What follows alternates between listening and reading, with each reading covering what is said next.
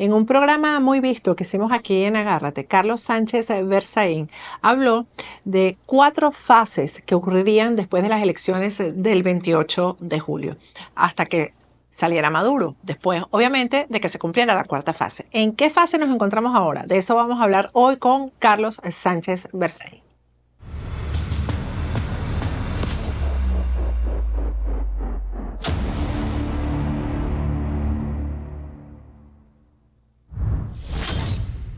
Hoy es viernes 8 de noviembre. Quiero darle las gracias a todos los que me han felicitado porque hoy es el día de mi cumpleaños, pero estoy muy agradecida con quienes en esta semana que comenzamos la campaña de donaciones, la campaña de gracias a Factores de Poder, han sido tan generosos. Ustedes han sido muy generosos dándonos las gracias y por eso quiero recordarles, vamos a seguir en campaña, ya tenemos contenido ya listo, casi listo para presentárselos a ustedes, que hemos podido lograr gracias a esas donaciones. Recuerda que para donar, para darnos las gracias, estas gracias son un camino de ida y vuelta porque nosotros, repito, yo particularmente estoy muy agradecida con ustedes, van a conseguir la forma de hacerlo cerquita de donde está la señal de me gusta. Ustedes le dan al cursor hacia la izquierda y van a conseguir el botoncito que dice gracias. Ahí tienen ustedes la forma de conseguirlo. Ahí está. Si tienes tu dispositivo en inglés, te va a aparecer la palabra thanks en vez de gracias. Pero ahí está. Y tú puedes escoger la cantidad con la que nos vas a apoyar. En serio, esta semana ha sido una semana de bendiciones con las donaciones que está recibiendo Factores de Poder. Bueno, ya vamos a comenzar con la entrevista, la agenda del día de hoy para cerrar la semana. Carlos Sánchez Berzaín está conectado con nosotros. Buenas noches, Carlos, y gracias por atendernos. Feliz cumpleaños, Patricia. Un saludo a todo tu equipo y por tu intermedio a toda la audiencia tan importante que tienes en las Américas. Felicidades. Gracias, Felicidades Carlos. por el cumpleaños. Felicidades por el programa. Bueno, lo que dije al principio en el intro es que habíamos hablado contigo de 4 fases. Tú sueles no equivocarte, Carlos. ¿En qué fase nos encontramos ahora si hacemos además un resumen de las 4 fases que deberían ocurrir después del 28 de julio? Las fases que yo hablé era cuando analizábamos el proceso electoral de Venezuela. La primera fase, la campaña electoral, ganada por la oposición, ganada por María Corina Machado, en la cual, pese a las trampas, al control total de la dictadura, María Corina logra movilizar al pueblo venezolano, pierde el miedo el pueblo venezolano, están en campaña, y en esa campaña, pese a las 2 inhabilitaciones, a María Corina Machado y a Corina Lloris, hay un candidato que termina siendo presentado para la elección del 28 de julio, en el que se monta todo el rechazo del pueblo venezolano contra la dictadura, liderado por María Corina Machado. O sea, la primera fase ganada por la oposición. La segunda fase es la del 28, el desafío de ir a votar, porque cuanto menos gente vote, más le conviene a la dictadura. Las dictaduras promueven el ausentismo. Y segundo, controlar el resultado, porque obviamente el fraude estaba montado. Nuevo triunfo para la oposición, porque Venezuela se vuelca masivamente a la votación. Y a las pocas horas de cerrada la elección, de cerrada la votación, cuando Maduro presenta su fraude, lo que pasa es que recibe una respuesta contundente con pruebas documentadas que van creciendo y que llegan a más del 80% de las actas, porque los venezolanos habían estado en cada mesa, más de 600,000 venezolanos se movilizaron, tenían documentadas las actas y le muestran a la dictadura, a Venezuela y al mundo que Maduro perdió y que además estaba cometiendo fraude. Gran éxito el 28 de julio, nuevo triunfo para la oposición y una gran nueva derrota para la dictadura. La tercera etapa empieza inmediatamente después y es la de la disputa de la narrativa. Maduro saca su falsificación y dice he ganado. La oposición le muestra que no es cierto y dice el presidente electo, el ganador es Edmundo González Urrutia y por lo tanto es el presidente electo de Venezuela.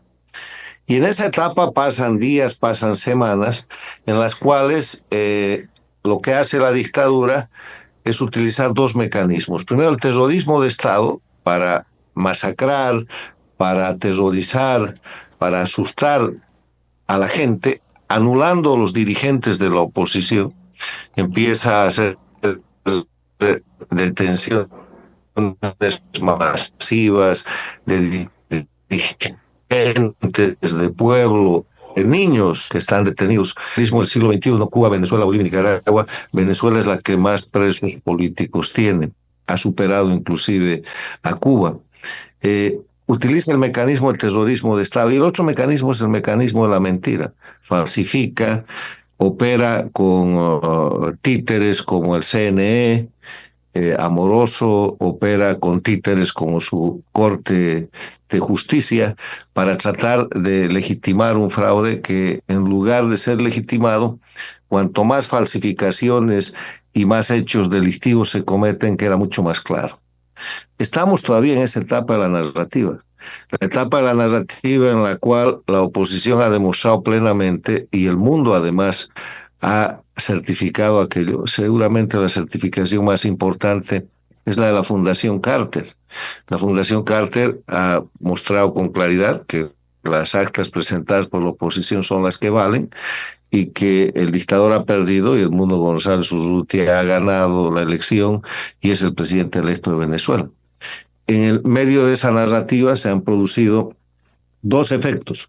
Países que han respaldado a la dictadura, Cuba, Bolivia, Nicaragua, Irán, Rusia, China, las dictaduras de la región y del mundo, o sea, la gente que tiene la misma dinámica y que además forma parte del mismo sistema. Y el mundo democrático que ha avanzado tanto en lo que es el reconocimiento del triunfo como en el reconocimiento del Edmundo González Urrutia como el presidente electo de Venezuela. Esta tercera etapa de la narrativa tiene que tiene que avanzar para que entremos en la cuarta etapa, que es la de la transición y la entrega del poder, que todavía no empezó. La dictadura venezolana, operada por el sistema transnacional del socialismo del siglo XXI, que ha hecho de Venezuela prácticamente un territorio ocupado. Ahí están las avispas negras de Cuba, ahí están los Wagner, ahí están grupos represivos de Bolivia, Nicaragua ha mandado también tropa para reprimir y han logrado un efecto de verdadero terror en la dirigencia y en la población venezolana. Han logrado desarticular el aparato de la oposición, porque han metido a muchos de sus dirigentes presos, a otros los han asesinado, otros están en la embajada de la Argentina en Caracas. Hay una verdadera presión de terror. El candidato ganador, el presidente electo, ha salido con una operación estratégica extraordinaria, ponderable, y está protegido en España. María Corina Machado está perseguida y en la clandestinidad. Entonces, en ese escenario resulta un poco difícil avanzar hacia la etapa definitiva, la cuarta etapa, que es la etapa de la transición y de la entrega del mando. Pero esto tiene un límite, que es el 10 de enero. Puede ser que lleguemos al 10 de enero y se produzca la posesión del presidente electo de Venezuela sin que haya habido etapa de transición. Sería lamentable, pero es posible. Ahora, si la oposición pudiera montar sus equipos de transición, si el presidente electo de Venezuela, Edmundo González Urrutia y María Corina Machado, pudieran tomar medidas concretas para avanzar e ingresar en la etapa de la transición, eso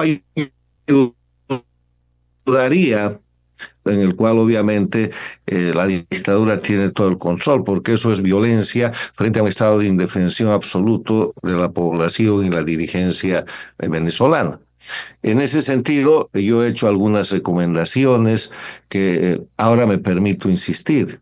De acuerdo a la Constitución de Venezuela, el presidente tiene la potestad de establecer cómo funciona el gabinete, cómo se organiza el gabinete, cuáles son los ministros, cuáles son sus competencias. Eso está determinado.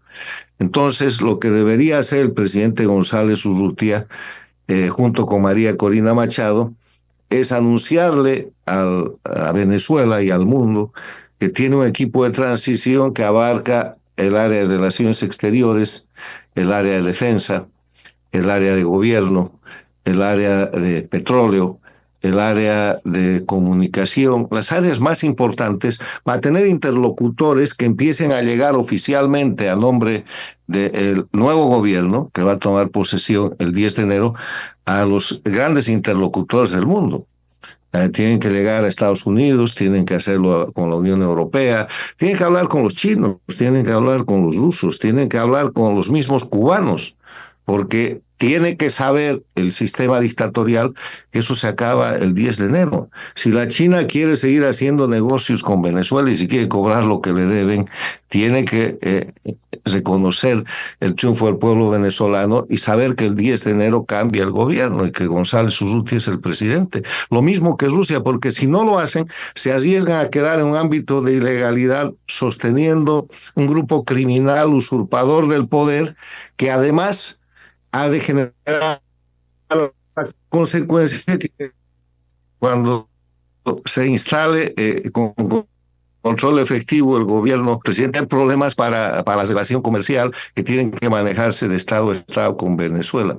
Entonces, hay que insistir en la formación de esos equipos de transición. Yo creo que es difícil porque la gente que debería estar en los equipos de transición está presa, está muerta, está en la embajada argentina en Caracas, está exiliada, pero hay que hacer un esfuerzo de unidad para tener equipo. Y en ese marco hay una sugerencia que es central. La organización del gabinete, de la estructura del Poder Ejecutivo, de la presidencia de González Urrutia, va a ser diferente a la que tiene ahora la dictadura. Y eso se arregla solamente con un decreto del presidente en función de la Constitución. Y yo creo que lo que debería hacer González Urrutia es anunciarle a Venezuela y al mundo que él va a utilizar un sistema de un gabinete que tenga un primer ministro y nombrar primer ministro a María Corina Machado, que es la líder y la autora de todo esto, para que ella coja la fuerza de que sea la jefa del gobierno y González Urrutia sea el jefe de Estado. Carlos, pero en todo caso sería designar a María Corina Machado como vicepresidenta de la República porque la figura de primer ministro no existe en Venezuela. Bueno, pero la puede crear el presidente. La Constitución de Venezuela, en el artículo 236, inciso 20, establece que el presidente tiene la potestad de fijar el número, organización y competencia de los ministerios y otros organismos de la administración pública. Si decide tener un primer ministro, lo establece. Ahora, si no les gusta el primer ministro, que la ponga de vicepresidenta, pero que organice un aparato que sea la muestra de cómo va a gobernar a partir del 10 de enero para que eso sea el equipo de transición. Y al formar el equipo de transición, al avanzar en el proceso de transición, se va a ir superando y se va a ir aplacando el tema del terrorismo de Estado y la desinformación violenta a puro crimen que está manejando la dictadura. Hay que avanzar a la etapa final de la toma del poder después del triunfo democrático. Y la etapa final de la toma del poder es la transición y la juramentación del presidente. Pero en este caso, o sea, eso sería real.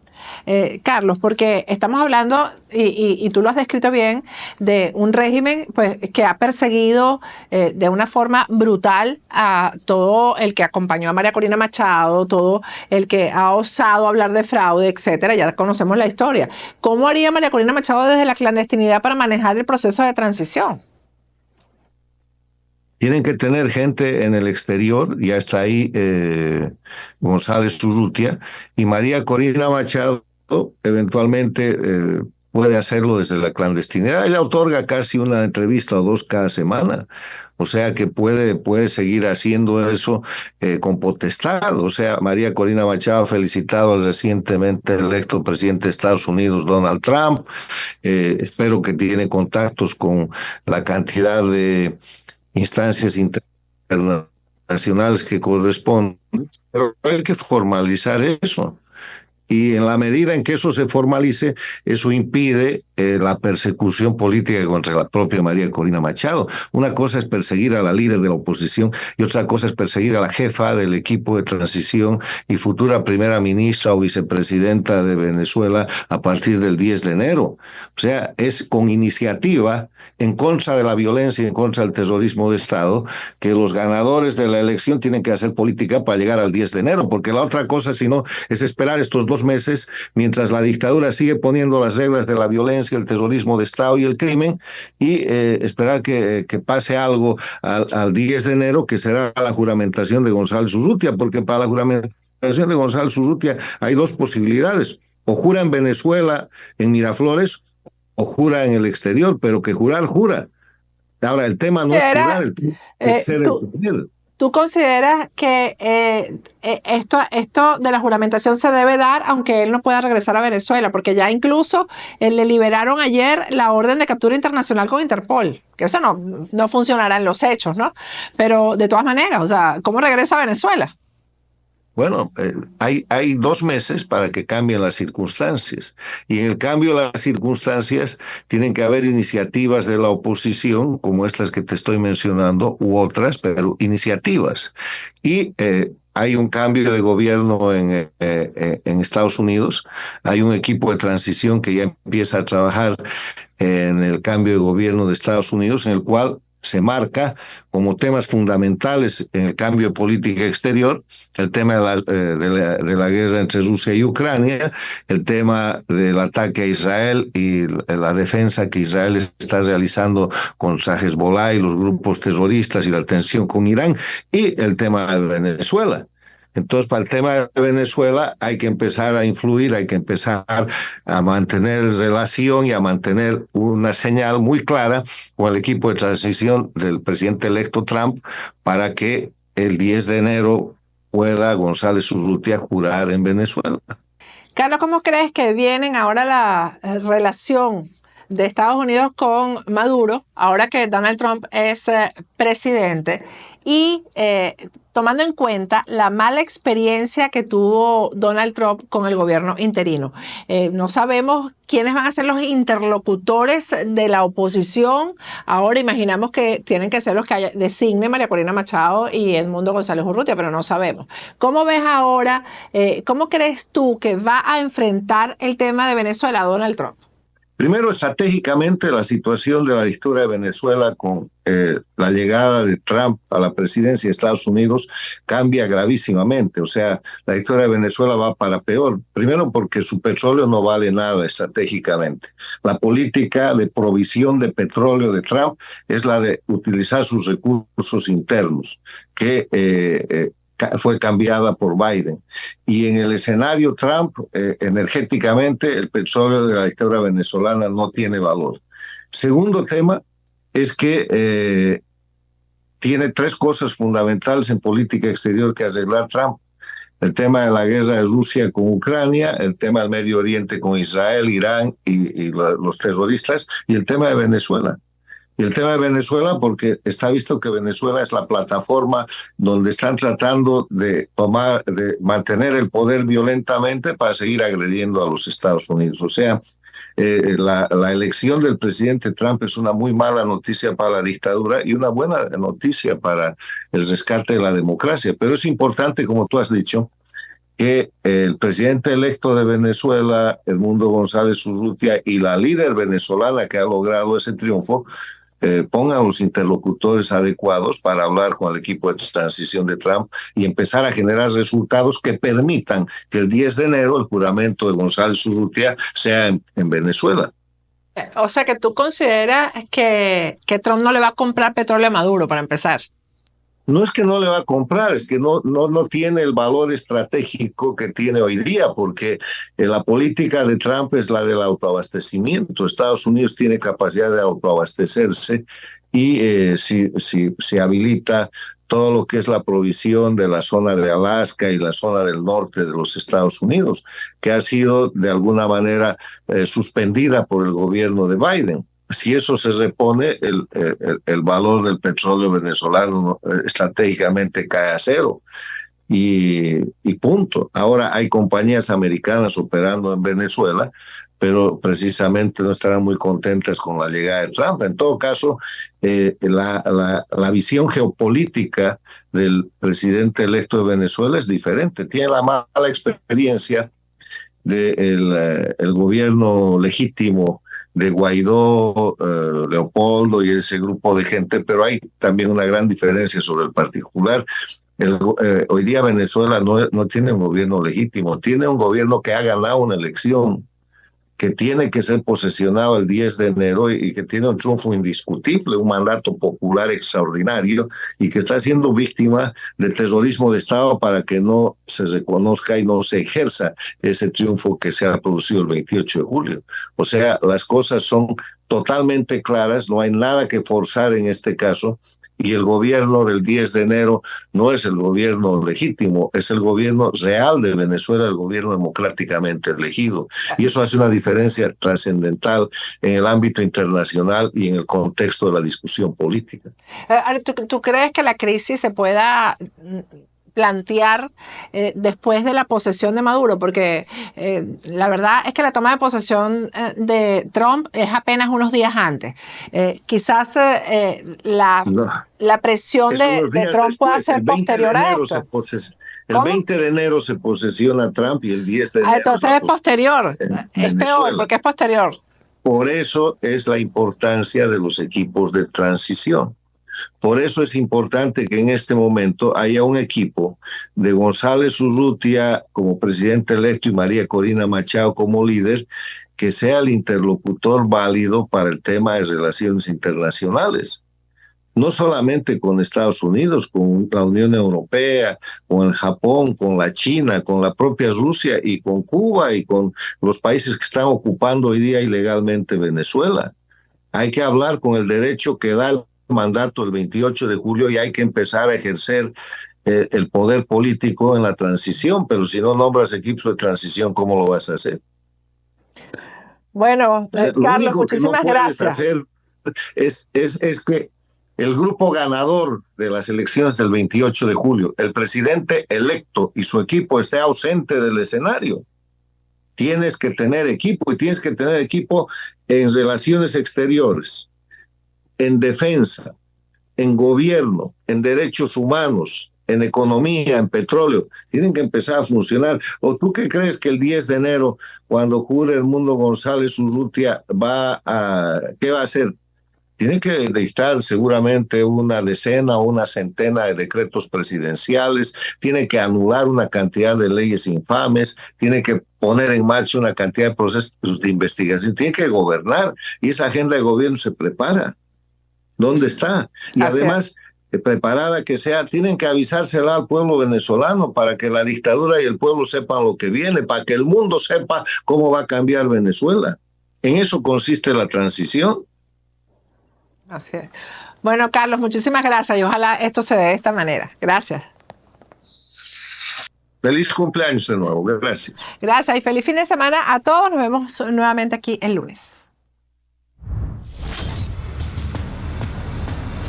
Agárrense.